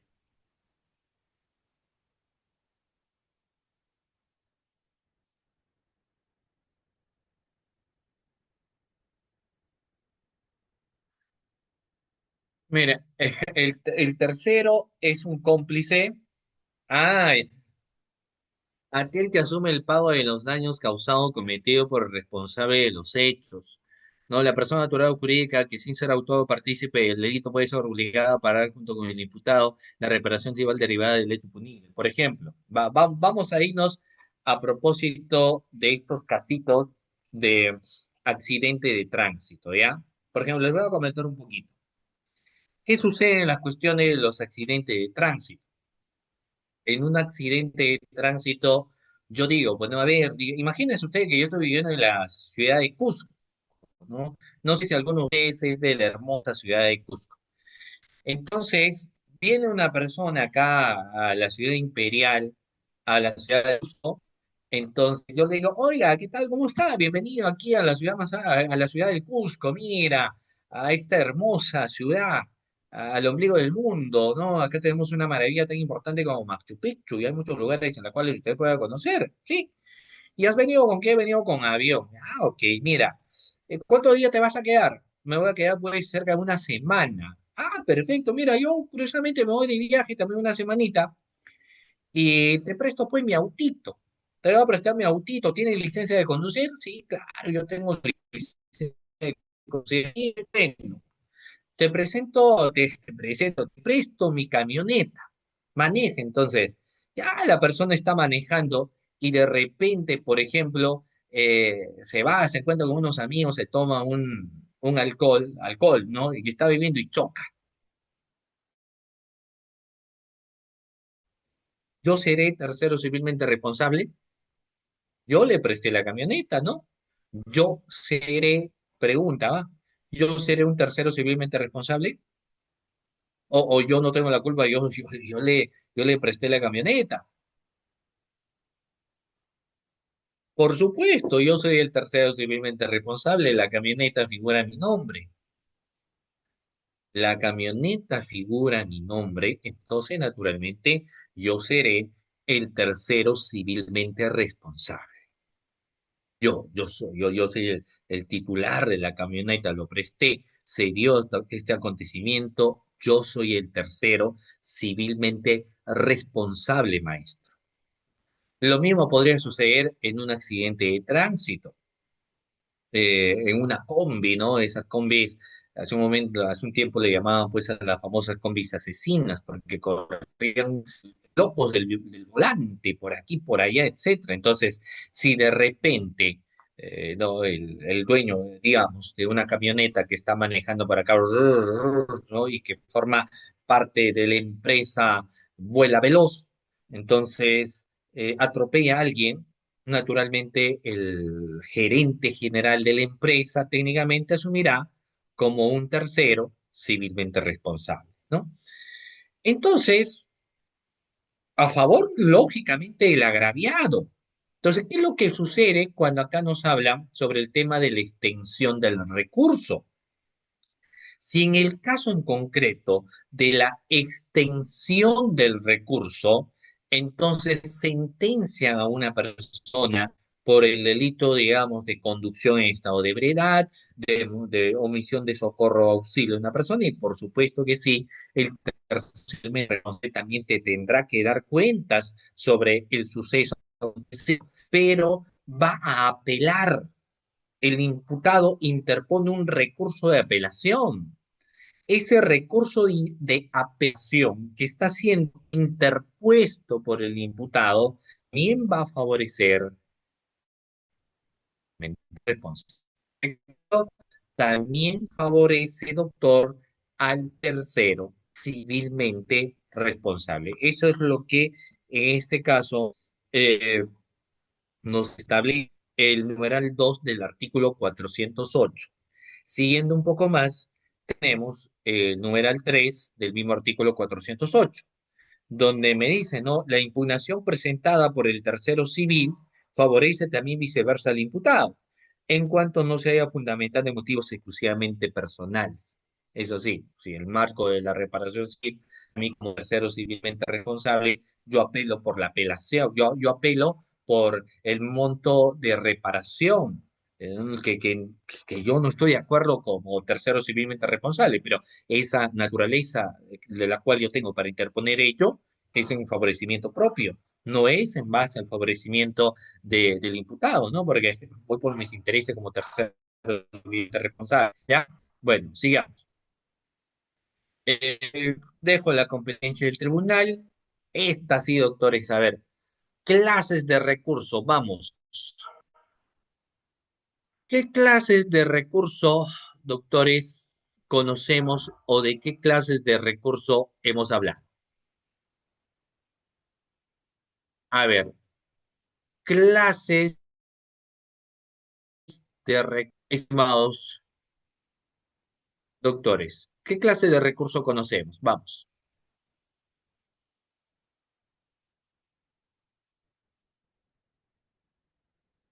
Ujú.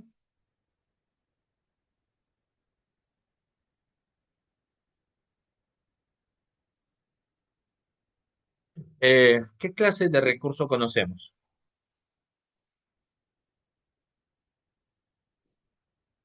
A ver, acá tenemos doctores, cuando ya nos empiezan señalando, en base a la sección 2, cuando me establecen las clases de recurso propiamente dichas. Y encontramos, por ejemplo, los recursos contra las relaciones judiciales. ¿Cuáles son?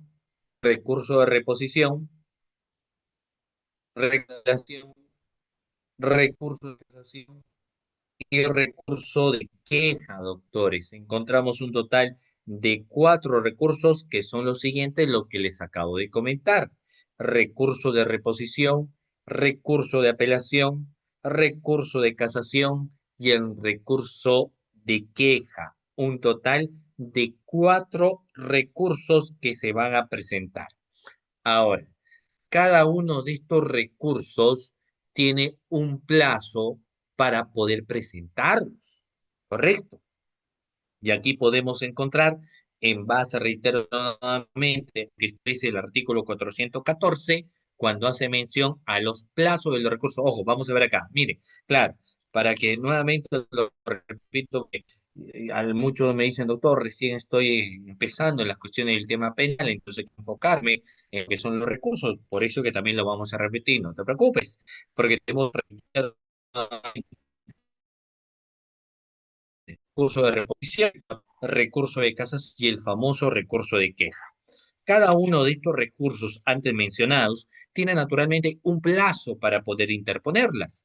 En el caso, doctores, de lo que es el recurso de casación, se tiene 10 días. 10 días para la interposición de un recurso de casación. Para el caso del recurso de apelación contra sentencia se tiene 5 días. Para el recurso de apelación contra autos interlocutorios, 3 días, y para el recurso de reposición como tal, doctores, se tiene 2 días.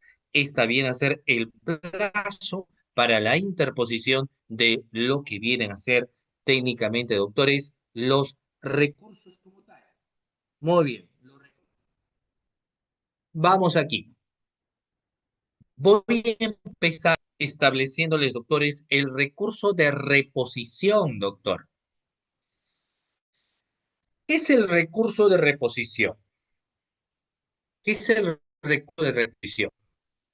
Acá hay un pequeño antes de pasar naturalmente al concepto de lo que me establece como tal el artículo 415 del Código Procesal Penal, pero existe un concepto primigenio que a continuación no le voy a manifestar, que la reposición, para empezar, es un recurso ordinario no devolutivo dirigido contra resoluciones judiciales limitadas genéricamente por la ley, por el cual el agraviado reclama al mismo tribunal ante una que dictó el pronunciamiento o en su revocación o modificación por contrario imperio, ¿no? Por ejemplo, acá en el contexto de la reposición, el recurso de reposición procede contra los decretos a fin de que el juez que los dictó examine nuevamente la cuestión y dicte la resolución que corresponda. Durante la audiencia solo será admisible el recurso de reposición contra todo tipo de resolución, salvo las finales, debiendo el juez, en este caso, resolver el recurso en ese mismo acto sin suspender la audiencia correspondiente, ¿no? ¿No? Entonces interponemos ahí, por ejemplo, lo que viene a ser, en este caso, un recurso. Vamos a ver acá. Eh, vamos a ver. No, es que ya me haciendo otra pregunta hacia ahí, pero vamos acá. Mire, eh, el trámite que se observará será básicamente el siguiente. Si interpuesto el recurso, el juez advierte que el vicio o error, evidentemente, o que el recurso es lo declarará sin más trámite, inadmisible, ¿no? Si no se trata de una decisión dictada en una audiencia, recurrirá por escrito con las formalidades ya establecidas. Si el juez lo considere necesario, confiere traslado del plazo de 2 días, vencido el plazo resolverá con su contestación o sin ella, ¿no? Ahora, ¿cuáles son las características de interponer un recurso de reposición? Bueno, evitar dilaciones y gastos en una segunda instancia. Hay casos que sí por su propia naturaleza, como el tema que hemos establecido de las apelaciones, entonces estas apelaciones sí yo puedo recurrir a una segunda instancia como tal, porque naturalmente se va a establecer una mayor valoración, un mayor análisis, ¿no? Por ejemplo, si hay una sentencia absolutoria y el representante del Ministerio Público interpuso un recurso de apelación, en esta segunda instancia como tal, tendrá que evaluarse de fondo qué es lo que sucede finalmente con el tema en concreto, es decir, qué es lo que va a acontecer al momento de yo analizar el fondo del recurso, ¿no? Entonces, eso es sumamente importante. Para no evitar, pues, una segunda instancia y esperar el tiempo procesal y ver finalmente qué es lo que resuelven en segunda instancia, ¿no, maestro? Eso no. Ahora, también tiene carácter de un recurso, puede ser declarado inimpugnable cuando se le considera ilegal y agraviante y persigue la revocación o modificación. Podemos interponer también estos recursos de reposición ante decisiones primigeniamente que alguien podría o que el juez podría haber establecido, como en el caso, por ejemplo, de las objeciones, ¿no? Entonces, me plantean una objeción y el juez dice fundada, pero la persona que me interpuso una objeción no ha establecido las reglas por las cuales sí tiene una naturaleza procedente, naturalmente, una objeción. Y una de las reglas en naturaleza procedente respecto naturalmente a lo que viene a ser una objeción, guarda mucha relación. Uno, el momento procesal para interponer la objeción. Dos, el tipo de objeción que yo estoy señalando. Y tres, establecer la argumentación o la fundamental. Tres no se cumplen. Y otra parte me objeta entonces y lo declaran fundada, yo planteo un recurso de reposición para la decisión del justiciable. Llámese en este caso juez, para que claro fundado evalúe mi argumento y ahora, lógicamente, espero que me va a decir infundado. Ahora, había un factor que no, ya esto nunca va a pasar porque tal vez hay algunos jueces, no todos naturalmente, pero algunos jueces digan, yo ya he tomado la decisión y yo no voy a fallar en contra de mi propia decisión, ¿no? De mi propia decisión. Bueno, eso valga también una posibilidad que te podría darse, ¿ya? Sigamos. ¿Ante quién o ante qué doctores se interpone el recurso de reposición? Vamos a ver un poco el ámbito y el trámite. Procede contra decretos a fin de que el juez que lo dictó examine nuevamente la cuestión y dicte la resolución que se entiende es la procedente, es la dable, ¿no? Trámite. Durante las audiencias solo será admisible contra todo tipo de resolución, salvo aquellas resoluciones que sean finales, ¿no? Si no es una decisión dictada en audiencia, el recurso se interpondrá por escrito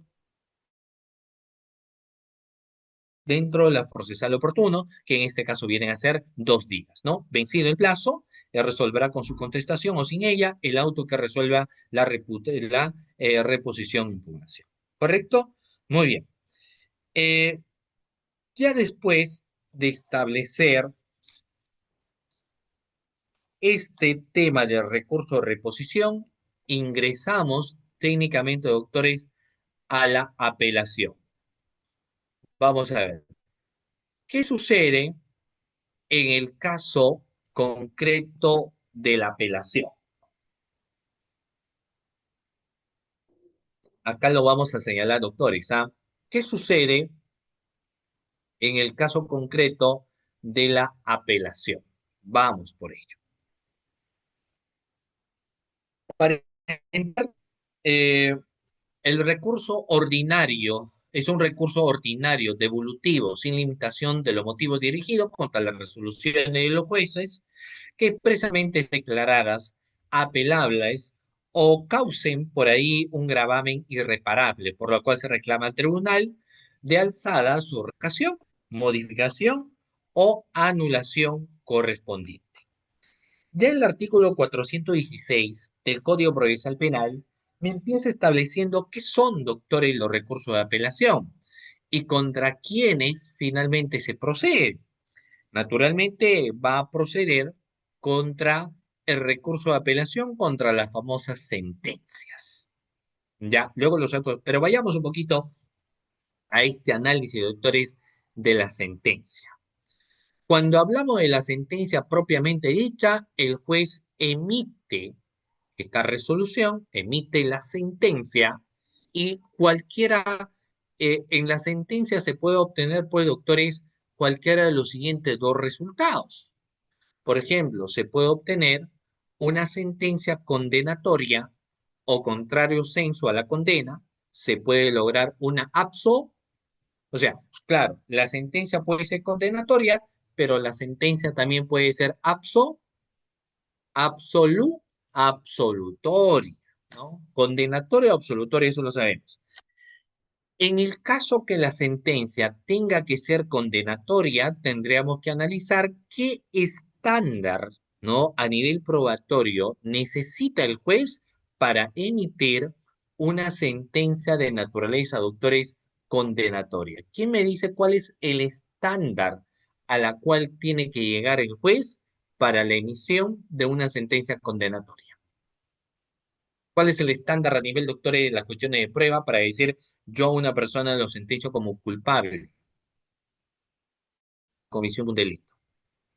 A un estándar de ser, muy bien Martín, muy bien Luigi, a un estándar de certeza. Claro, la certeza, que no es otra cosa que estar seguro, ¿no? Entonces el juez tiene que llegar a ese estándar de certeza, de seguridad, para emitir una sentencia condenatoria. Llega a ese estándar de certeza, sentencia condenatoria como tal. No obstante, en el caso, el juez o sobre él recae, por ejemplo, una especie de duda, y la duda significa que el juez no sabe si sentenciar o no sentenciar. Si llega al estándar de duda, doctores, ¿qué va a suceder? Se va a emitir, lógicamente, no será una sentencia condenatoria, sino contrario a lo que es una sentencia condenatoria, ingresará la absolución. La absolución por duda razonable, ¿no? Bueno, entonces, cualquiera sea el resultado, estos se pueden apelar. Entonces, podemos apelar a las sentencias. Naturalmente, esta es una obviedad, porque vamos a apelar la sentencia condenatoria, lo apela obviamente el abogado del imputado, porque no creo que alguien esté feliz que a su patrocinado o a su defendido le hayan sentenciado, digamos, a 15 años de pena privativa de libertad. Por eso cuando alguien dijo, los procesos se ganan o los procesos se pierden, pero siempre se cobran. Oiga, o sea, es como ir al médico, ¿no? Y el médico no me salva, me muero, entonces, pero él va a cobrar. No, habría que tomarse naturalmente con toda la seriedad del caso. Hay que tomarlo con la seriedad del caso, como debe ser, por supuesto, ¿no? Entonces, uno puede recurrir naturalmente, doctores, ante estas cuestiones de los recursos de apelación y procede, naturalmente, como yo les establecí, con las cuestiones de estas sentencias. Las sentencias que podrían ser sentencias condenatorias, por un lado, o podrían ser las sentencias absolutorias, pero interponderadas. ¿Contra quiénes más? Contra los autos de sobreseimiento y lo que resuelvan cuestiones previas, cuestiones prejudiciales, excepciones, o que los que declaran extinguida la acción penal o pongan fin al procedimiento o a la instancia. Ahí también, ¿no? ¿Qué sucede de los autos de sobreseimiento? Y algo que yo les quiero comentar, ¿no? Por ejemplo, doctores, vamos a ver, ¿qué sucede, estimados participantes, en el caso concreto, muy bien, que yo les voy a comentar a ustedes, es si se puede apelar actualmente el auto de enjuiciamiento o no? A ver, doctores, pregunta, ¿podemos apelar el auto de enjuiciamiento? Sí, muy bien, actualmente sí, antes no se podía, ¿no? Claro, sobre la imputación concreta, pero sí se puede apelar. Antes lo que era apelable era el auto de sobreseimiento. Me parece muy bien. Sí se puede apelar. Hoy hablábamos en la mañana, Nosotros, por ejemplo, tenemos un podcast jurídico sabatino, ¿no? Tratamos de trabajar en la medida posible los días sábados y hablábamos con un especialista respecto a lo que es el autoenjuiciamiento, por ejemplo. Y ahí saltaba a la palestra, naturalmente, algo bastante interesante, que el autoenjuiciamiento actualmente sí se puede apelar.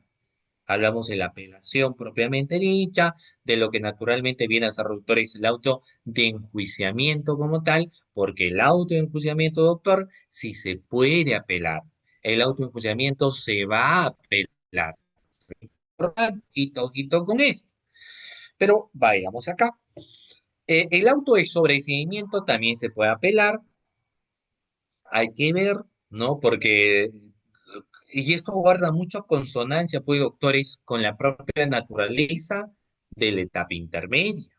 Ustedes muy bien saben que la etapa intermedia es una etapa o fase del proceso que tiene como objetivo esencial controlar el requerimiento acusatorio fiscal.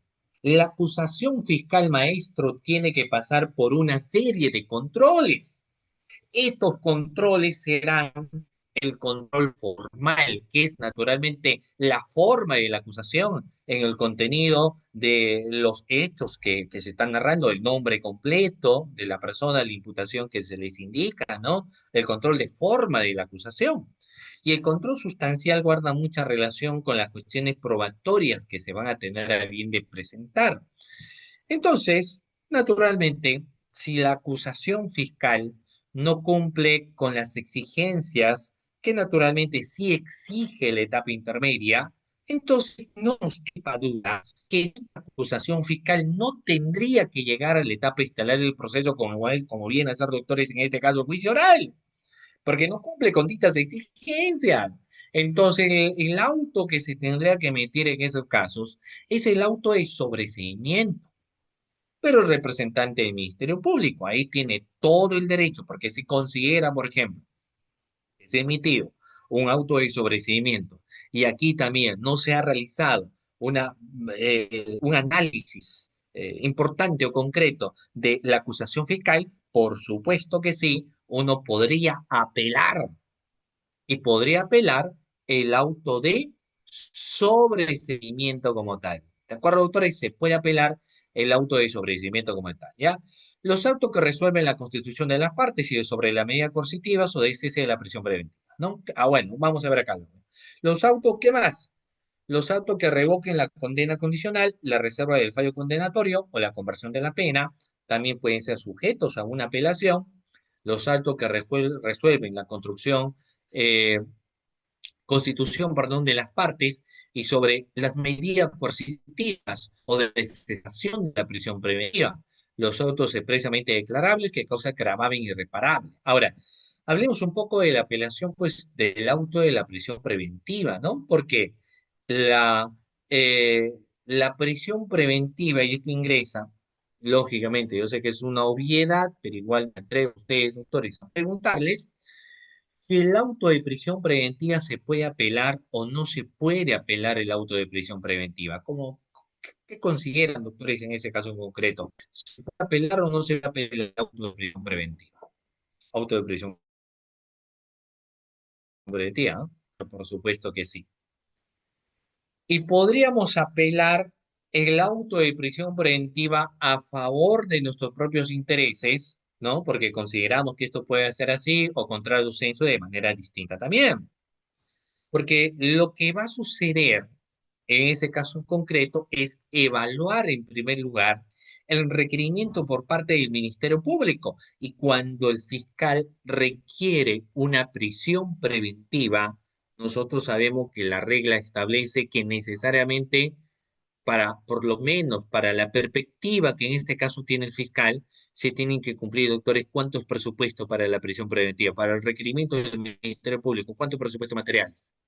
¿Cuántos doctores? ¿Cuántos presupuestos materiales para el requerimiento de prisión preventiva? A ver, vamos. 3, 5, 7. Es que ahí ingresa la discusión, ¿no? Profesor, si yo hablo de la casación de Moquegua, la 323, o no, claro, Moquegua, ¿no? La casación de Moquegua. o el acuerdo plenario 1/2017, el acuerdo plenario 1/2019, depende mucho de esos factores también para que yo establezca, pero en base sobre todo a la existencia de lo que viene a ser un principio de legalidad, es que el principio de legalidad, doctores, me sostiene, me establece, me señala, reitero, en base naturalmente, doctores, a lo que viene a ser el principio de legalidad, sostenemos fundamentalmente lo siguiente, que se va a dar el cumplimiento técnicamente de tres presupuestos materiales, ¿correcto? Eso es lo que me señala. Y estos tres presupuestos materiales serán fundamentalmente lo siguiente, lo que siempre se discute, los graves y fundados elementos de convicción. Este es el primero, primer presupuesto material.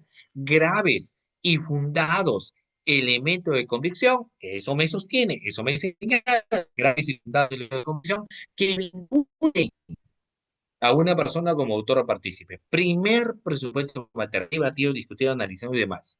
Segundo presupuesto material, que guarda mucha relación con el aspecto de la prognosis y la pena o pena probable.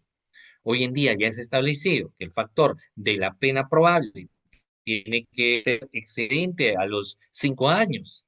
Y el tercero, que para muchos es considerado como el presupuesto material discutido, debatido, polemizado, hablado, es el peligro procesal con las dos aristas ya existentes. Como por un lado, cuando se establece el famoso peligro de fuga, y dicho peligro de fuga también se tiene que sostener en base a la existencia o no existencia de los famosos arraigos, al comportamiento que tiene la persona investigada en el proceso, a la pena probable que se le va a imponer a esta persona, para que en base a toda esa ponderación que yo ya les estoy comentando, podamos evidenciar naturalmente la posibilidad de que la persona sometida al proceso pueda fugarse, de que la persona se vaya, ¿no? Y si se va, no me conviene, porque aquí le pongo la condena y voy a tener un ausente, todo eso este, no va a convenir a todas luces. Y luego tengo el peligro procesal, que tiene, pues, doctores, su propia particularidad, es el peligro procesal, porque dicho peligro procesal lo vamos a evidenciar eh, la obstaculización del proceso que tiene su análisis. Ahora, va a haber un debate, una discusión, una sustentación por parte del Ministerio Público, en la cual va a establecer el cumplimiento de los presupuestos materiales. Y que la otra parte va a decir, no, no se cumplen los presupuestos materiales. Como fuera la situación, el juez podría determinar, funda, el juez podría decir fundado la prisión preventiva fiscal, fundado el requerimiento de prisión preventiva por parte del Ministerio Público, fundado, señor.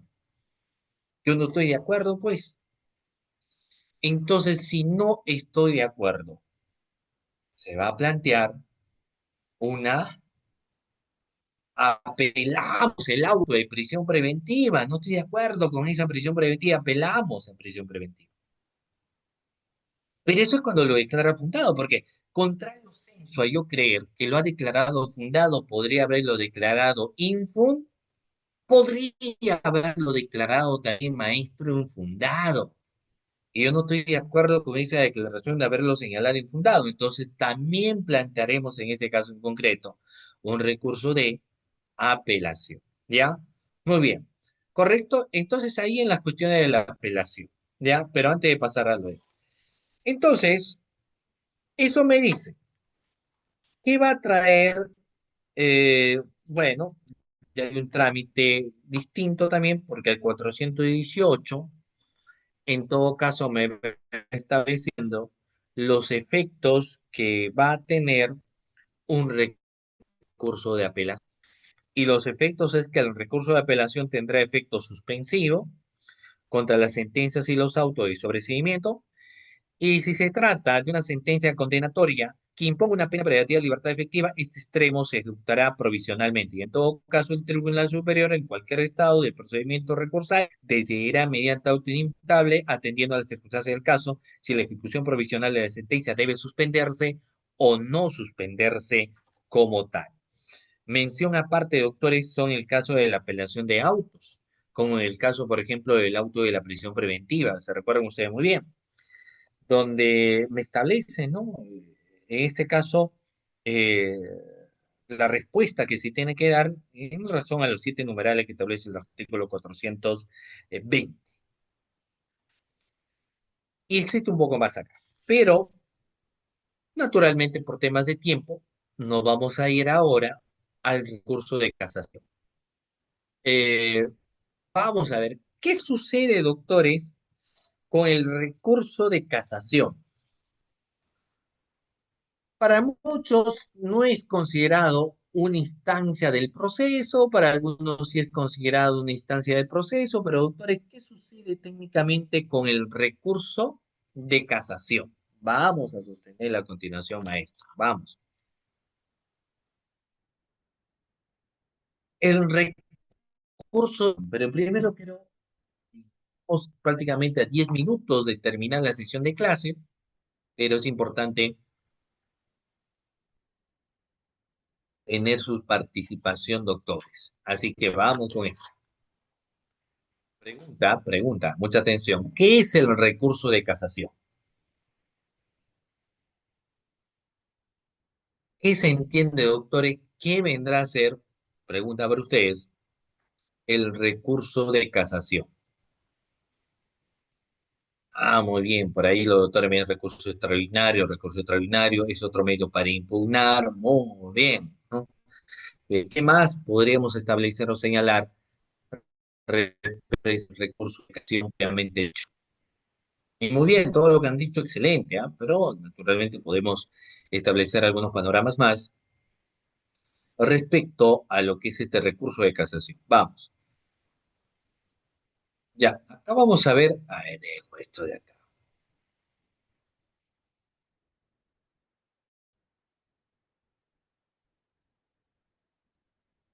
ya. Vamos aquí a establecer, claro, ¿qué es el recurso de casación? ¿Es instancia, no es instancia? ¿Qué es? Ahí preguntaba. Mire, el artículo 427 del Código Procesal Penal, cuando hablamos del recurso de casación propiamente dicha, nos dice, doctores, lo siguiente, ¿ok? Me dice, el recurso de casación procede contra las sentencias definitivas. Contra las sentencias definitivas, los autos de sobreseimiento y los autos que pongan fin al proceso extinguen la acción penal o la pena o denieguen la extinción, conmutación, reserva o suspensión de la pena civil por las apelaciones penales superiores. La procedencia del recurso de casación en los supuestos indicados está sujeto a una serie de limitaciones, ¿no? Si se trata de autos que pongan fin al procedimiento, si se trata de sentencia cuando el delito más grave que se refiere a la acusación escrita del fiscal tenga señalada en la ley. El recurso de casación, en ese sentido, doctores, procede contra las sentencias que son definitivas, ya sean condenatorias, lógicamente por lo general, y la negación de autos de sobreseimiento, ¿no? Y los autos que pongan fin al procedimiento, extingan la acción penal o la pena. La procedencia técnicamente del recurso de casación está sujeto a lo siguiente. Primero, si se trata, muy bien, si se trata de un auto que ponga fin al proceso cuando el delito imputado más grave tenga señalado en la ley, en su extremo mínimo, una pena privativa de libertad efectiva no mayor de 6 años. Punto número uno. Y punto número dos, si se trata de sentencias cuando el delito más grave que se refiere a la acusación escrita del fiscal tenga señalado en la ley en su extremo mínimo una pena privativa de libertad efectiva o mayor de 6 años. Ahí hablamos ya sobre las cuestiones de pena. Siguiente, si se trata de sentencias que impongan una medida de seguridad, cuando ésta sea la de internación, o si la impugnación se refiere a la responsabilidad civil, cuando el monto fijado en la sentencia de primera o de segunda instancia sea superior a 50 unidades de referencia procesal. Y excepcionalmente será procedente el recurso de casación en casos distintos a los anteriormente mencionados, cuando la Sala Penal de la Corte Suprema discrecionalmente lo considere necesario para el desarrollo de la doctrina judicial establecida. ¿Correcto? Ya. Entonces llegamos a los recursos de casación. Y por último, pues, doctores, el famoso recurso de queja. De- En el caso propiamente, claro que luego, yo sé que ustedes me pueden decir, tenemos el recurso de revisión más que un recurso, pero tenemos en este caso la queja. La queja, doctores, es una meta recurso destinado a impugnar la resolución jurisdiccional que deniegue debidamente un recurso que procede ante otro tribunal, a fin de que éste, quien interponga, lo declare mal denegado. Hacemos recurso de queja, ¿ya? Bueno, doctores, aquí en el caso quieran un material adicional, les estoy dando, no sé si pueden ver ustedes aquí este número de WhatsApp, que es el 997 588013, para que ustedes, digamos, lo puedan tener un material adicional también. ¿Ya? Bueno, doctores, ahí les dejo entonces el número de WhatsApp. Voy a responder algunas preguntas porque todavía tenemos tiempo y aquí me plantearon, me parece, algunas preguntitas aquí en el chat. A ver, vamos a ver acá, ¿no? Eh, a ver, acá habían alguna preguntita que voy a responder en el chat. Acá tenía dos, de Honor y de Marcos.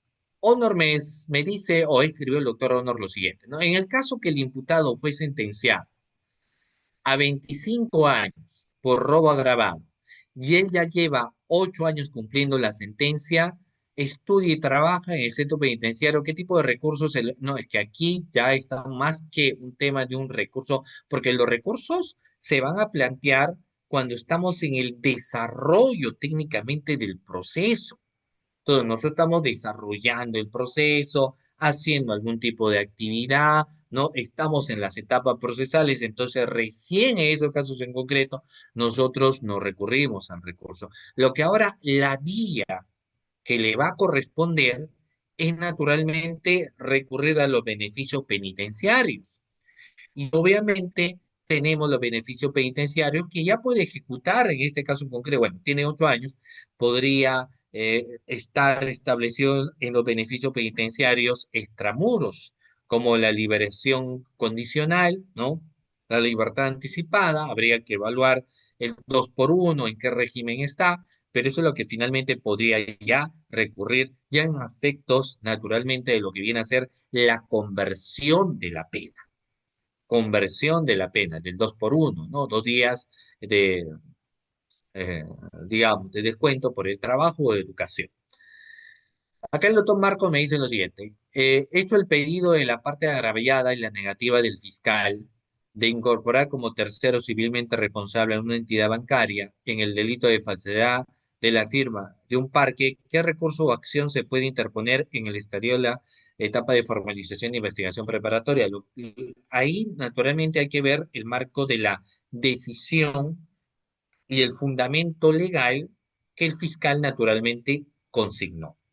Si hay una fundamentación legal que el representante del Ministerio Público haya consignado y en la cual, digamos, si hay otra persona que ha asumido como parte agraviada, ¿no? Entonces, bueno, habría que ver. Pero si en este caso, como sostiene, se trata de un delito de falsedad, ¿no?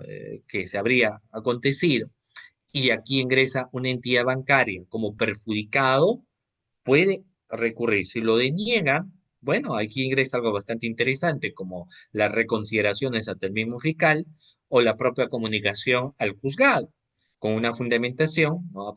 Como una especie de tutela de derechos, haberlo planteado al fiscal, la negatoria, y recurrir al juzgado para que el juez haga la valoración correspondiente en el marco del pedido y finalmente pueda darse la posibilidad de una incorporación como tal en el marco del proceso. ¿Ya? Muy bien. ¿Qué debe hacerse si rechazan al autor civil del agraviado? Bueno, ahí vamos a ver nuevamente, reitero, la fundamentación del por qué. No tendrían por qué rechazar al actor civil del agraviado si es que se trata, por ejemplo, de delito de robo, de hurto y demás. Distinto es el caso si que quieren incorporarlo y se trata, digamos, de un tema de delitos de corrupción de funcionarios, estimados participantes. ¿Ok? Muy bien, ya como parte final, a quienes han estado en la sesión de clase, les invito a encender su cámara, doctores, a ver encendamos nuestra cámara ya como cuestión de cierre de la sesión de clases del día de hoy, sobre todo para estar viendo y felicitarlos a ustedes que hoy es sábado, ¿no? Sábado 9, siendo exactamente ya 9:30, han estado acompañándome, pues, doctores, en esta sesión de clase del día de hoy. Qué gusto saludarlos ahí a los doctores que van encendiendo su camarita y que de esta manera, pues, los pueda ver también, ¿no? Entiendo que están ustedes de diferentes lugares, pero ahí los tenemos presentes también, doctores, en esta sesión de clase del día de hoy. Muy bien, doctores, muchísimas gracias. Ahora sí, a cada uno de ustedes que se han dado cita a la sesión de clase del día de hoy, mi agradecimiento al Círculo de Abogados, a ustedes también que han estado presentes. Cuídense muchísimo y espero verlos, doctores, pronto. Un abrazo, nos estamos viendo. Cuídense muchísimo.